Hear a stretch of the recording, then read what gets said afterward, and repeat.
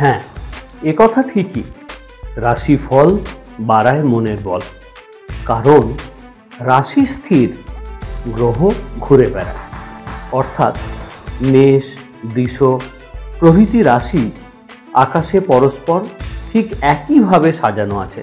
তাদের নিচে রবি, চন্দ্র প্রভৃতি গ্রহ মেষ থেকে বৃষ, বৃষ থেকে মিথুন, মিথুন থেকে কর্কট এমনি করে সরে সরে যাচ্ছে। সব গ্রহ একই রকম গতিতে এক রাশি থেকে আর এক রাশিতে যায় না। আবার একই গ্রহের গতি সবসময় সমান থাকে না।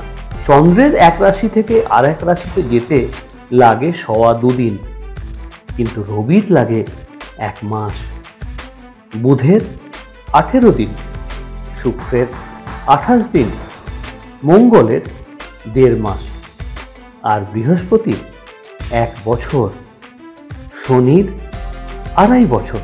তাই রাশিফল পরিবর্তন হবেই। রবি এক রাশি থেকে আর এক রাশিতে গেলে আমাদের 1 মাস শেষ হয়, আর 1 মাস আরম্ভ হয়। তাই আমাদের 12টি মাস। রবি এক এক রাশিতে যতদিন থাকে ততদিন এক এক মাস হয়। চন্দ্র যেদিন যে রাশিতে থাকে সেই রাশি সেদিনকার জন্ম রাশি। মনে রাখবেন, রাশি 12টি, গ্রহও 12টি। ভাবছেন তো 9টি গ্রহের কথা শাস্ত্রে উল্লেখিত আছে, কিন্তু না, বেদে 14 গ্রহের কথা উল্লেখ রয়েছে। দেখুন, প্রজাপতি ইউরেনাস, বরুণ নেপচুন ও রুদ্র প্লুটো, এই 3 গ্রহের আবিষ্কর্তা পাশ্চাত্য দেশ।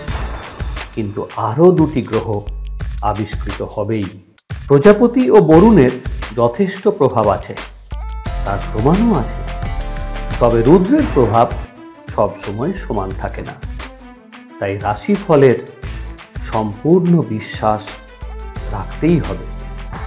সেই কারণেই 12টি রাশির বিভিন্ন সময়ে বিভিন্ন দশা তৈরি হয়।